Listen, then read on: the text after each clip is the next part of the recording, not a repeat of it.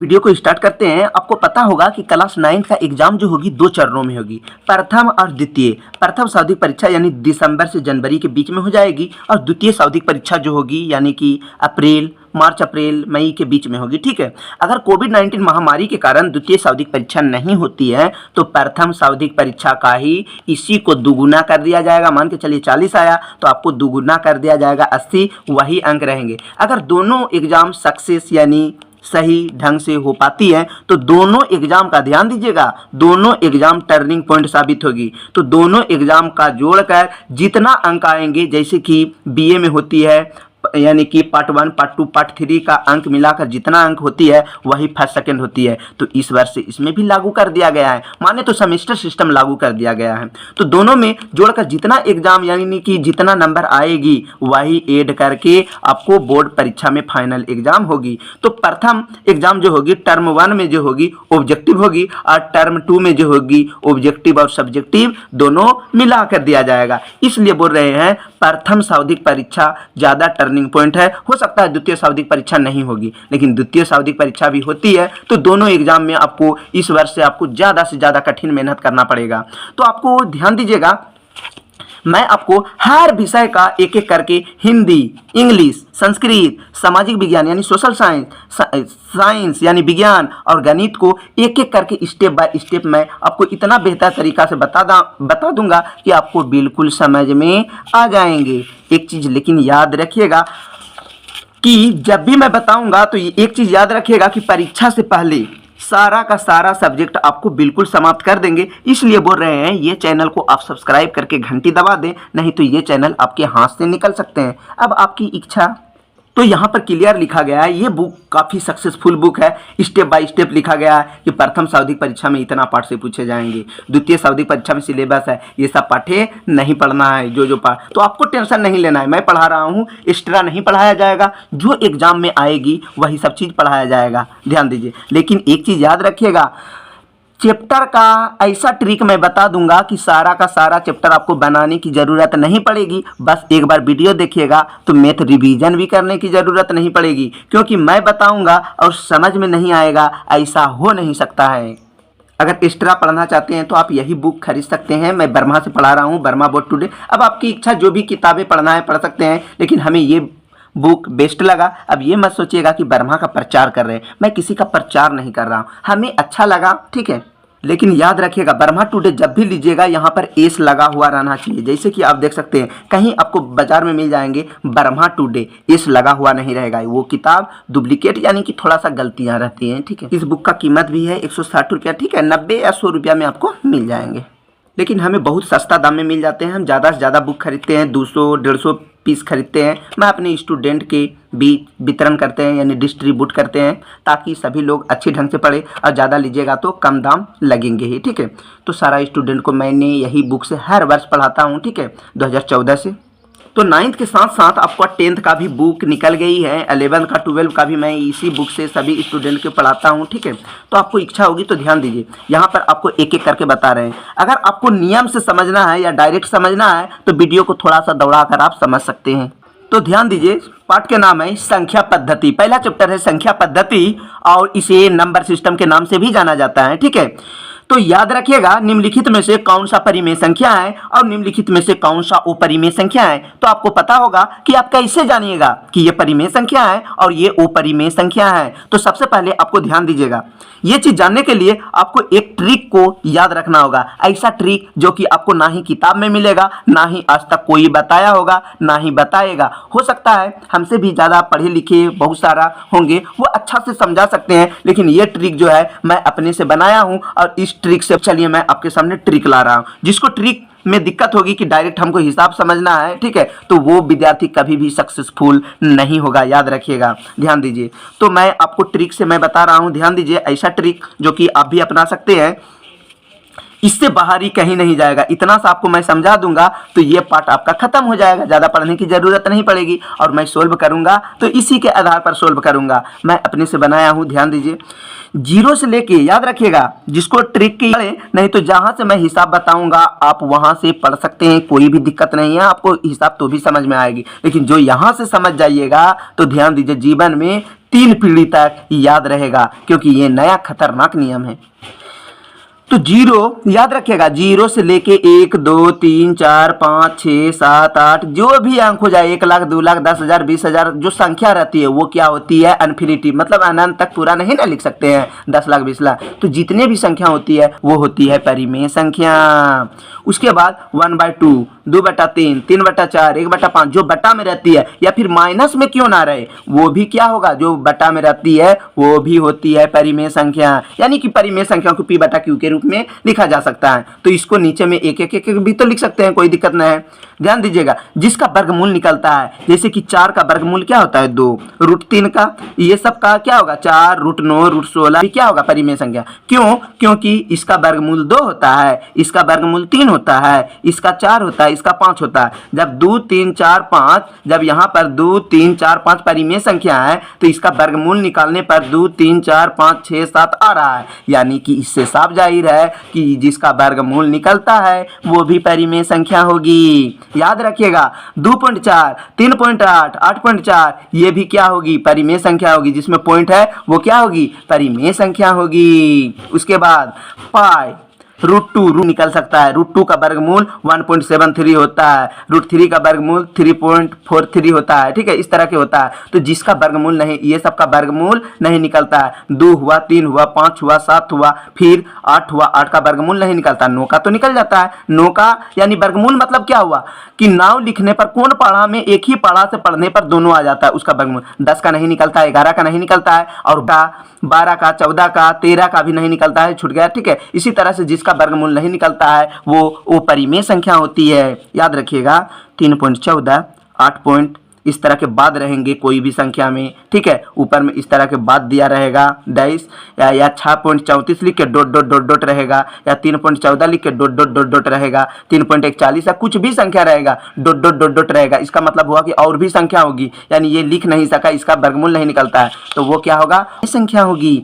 1/√2 यानी कि √2 का वर्गमूल नहीं निकलता, √2 ना आ गया, इससे मिल गया, √2/2। अब देखिए यहाँ पर 2 क्या है, परिमेय संख्या। 2 क्या है, देख सकते हैं यहाँ पर परिमेय संख्या है, और √2 क्या है, वो परिमेय संख्या है। तो ध्यान दीजिए, अच्छा याद रखिएगा, अच्छा के साथ अगर खराब रहेगा तो खराब को भी खराब कर देगा, लेकिन खराब के साथ अगर अच्छा भी चल जाएगा तो वो खराब ही रहेगा। यानी कि अदा थोड़ा सा समय लगता है जाता है, इसलिए याद रखिएगा, √2 वो परिमेय है, ये भी वो परिमेय है, इसके साथ परिमेय भी मिल गया तो क्या होगा, वो परिमेय ही होगा।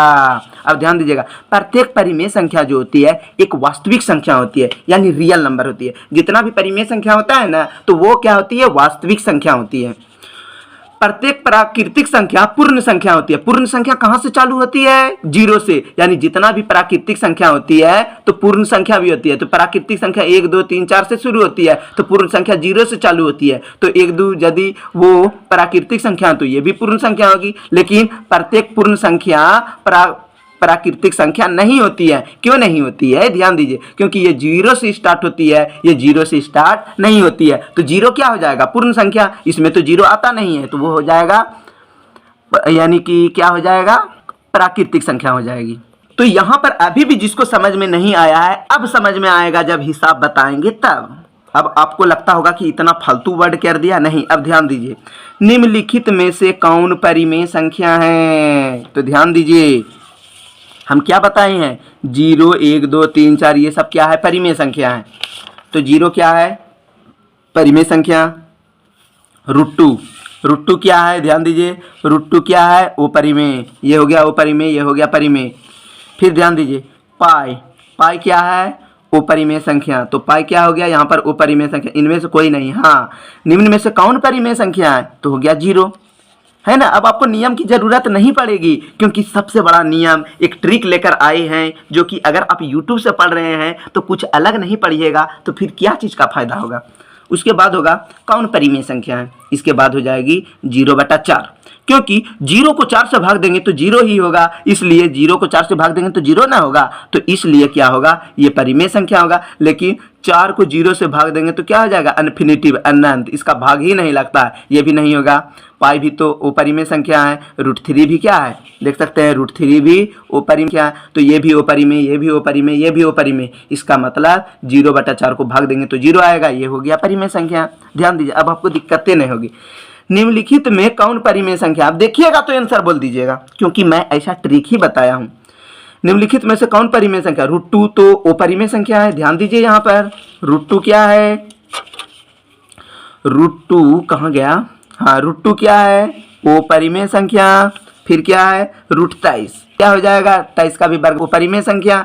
√225, ध्यान दीजिएगा, रूट कितना है, 225, 225 का वर्गमूल कितना होता है, 15, √225 का वर्गमूल निकालेंगे तो हो जाएगा 15, ये क्या हो जाएगा, परिमेय संख्या, यानी कि इसका वर्गमूल निकलता है, यानी कि 15 गुना 15 करते हैं तो आ जाता है, ठीक है।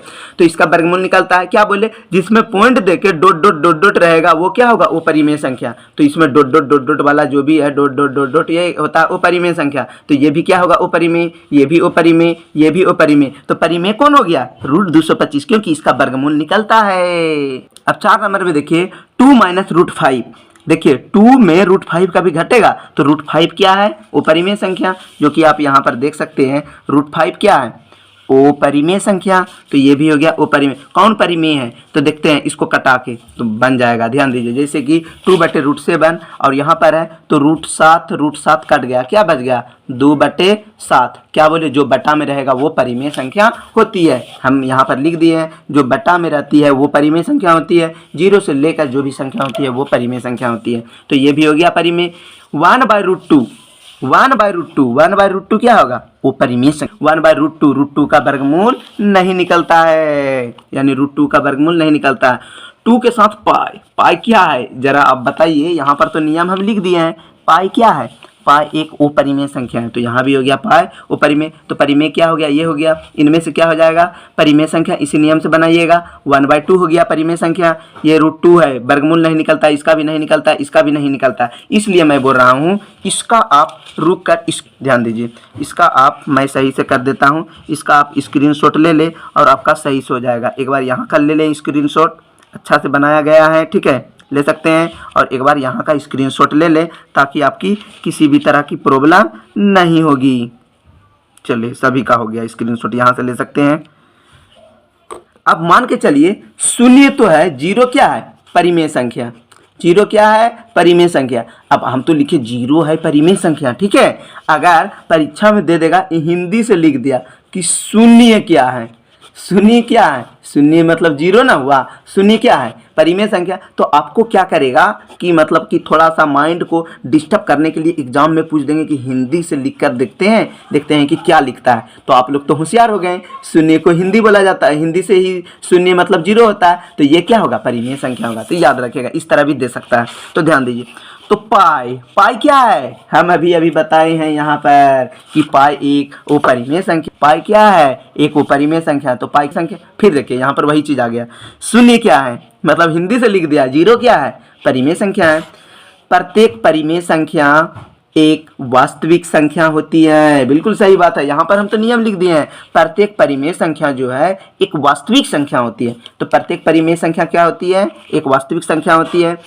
प्रत्येक पूर्ण संख्या प्राकृतिक संख्या नहीं हो सकती है, यानी कि पूर्ण संख्या जो है 0 से स्टार्ट होती है और प्राकृतिक संख्या जो है 1 से स्टार्ट होती है। ध्यान दीजिएगा, पूर्ण संख्या कहाँ से चालू होती है, थोड़ा सा समझना है, 0, 1, 2, 3, 4 अनंत, और प्राकृतिक संख्या 1, 2, 3, 4, 5 इस तरह की होती है। तो याद रखिएगा, प्रत्येक ये हुआ पूर्ण संख्या, पूर्ण, और ये हुआ प्राकृतिक। तो बोल रहा है प्रत्येक पूर्ण संख्या प्राकृतिक संख्या हो सकती है, नहीं, इसमें तो 0 है, इसमें नहीं होगा, कैसे होगा, 0 कहीं प्राकृतिक संख्या होगा, ये तो 1 से चालू होता है, इसलिए पूर्ण संख्या प्राकृतिक संख्या नहीं होती है। ध्यान दीजिए, प्रत्येक पूर्ण संख्या प्राकृतिक संख्या होती है, बिल्कुल नहीं होती है, लेकिन हाँ, प्रत्येक प्राकृतिक संख्या जो है पूर्ण संख्या होती है। उल्टा, प्रत्येक प्राकृतिक संख्या जो है एक पूर्ण संख्या होती है, प्रत्येक प्राकृतिक संख्या। अब ध्यान दीजिए, प्रत्येक परिमेय संख्या एक पूर्ण संख्या नहीं होती है। पूर्ण संख्या कैसे हो जाए, प्रत्येक पूर्णांक संख्या लेकिन एक परिमेय संख्या होती है। प्रत्येक पूर्णांक संख्या जो है, ध्यान दीजिए, नियम है, प्रत्येक संख्या होती है, पूर्णांक संख्या परिमेय संख्या होती है, प्रत्येक पूर्णांक संख्या परिमेय संख्या होती है, जो कि सही है। अब ध्यान दीजिए, निम्न में से कौन सही है? ध्यान दीजिए, पाई और 22/7 दोनों परिमेय संख्या है, ये बोल रहा है, सही है? बिल्कुल गलत है। पाई तो वो परिमेय है, ये कैसे होगा? परिमेय नहीं होगा। उसके बाद बोल रहा है पाई और 22/7 दोनों वो परिमेय संख्या नहीं, ये है वो परिमेय, ये तो हो गया परिमेय।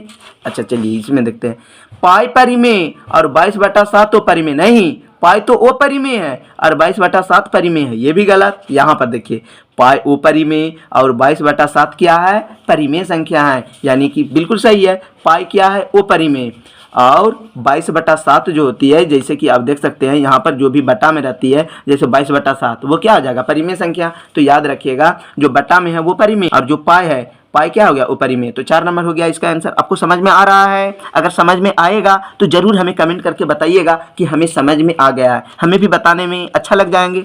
15 नंबर ध्यान दीजिए, अगर समझ में आएगा तो मैं डेली बाय डेली वीडियो भी बना दूंगा, ठीक है। और आपको परीक्षा से पहले टेंशन नहीं लेना है, परीक्षा से पहले मैं आपको समाप्त कर दूंगा, वो भी कुछ अजब तरीका से, ठीक है, जो कि आपको पढ़ने में सुविधाएं होगी। अब यहाँ तक बोल रहे हैं, अगर आपको समझ में नहीं आएगा तो इसी वीडियो के नीचे में डिस्क्रिप्शन में लिंक होगा टेलीग्राम। आप टेलीग्राम में जैसे व्हाट्सएप होती है उसी प्रकार टेलीग्राम का लिंक है, आप टेलीग्राम ज्वाइन करके आप टेलीग्राम में कुछ भी सवाल कीजिएगा या फोटो खींच के भेजिएगा, मैं आपको बता दूंगा। 1 और 2 के बीच स्थित परिमेय संख्या। इसके बाद आपको विज्ञान में बहुत सारा हिसाब होगी जो कि आपको रटने की ज़रूरत नहीं पड़ेगी, हिसाब को रटा नहीं जाता है, समझा जाता है, उसको भी बताया जाएगा। तो आज तक रहने देते हैं 14 नंबर तक, फिर मैं अगला दिन सारा का सारा समाप्त कर देंगे। अगर दूसरा दिन में सारा का सारा समाप्त नहीं करते हैं तो आपको तीसरा दिन बिल्कुल समाप्त हो जाएगी, जो कि पार्ट बाय पार्ट हो जाएगी। तो यानी कि 3 दिन में एक चैप्टर समाप्त हो जाएगी और डेली बाय डेली अपलोड किया जाता है वीडियो, ठीक है। आपको बिल्कुल समझ में आ जाएगी, इसलिए मैं बोल रहा हूँ, इच्छा हो तो आप सब्सक्राइब कर सकते हैं।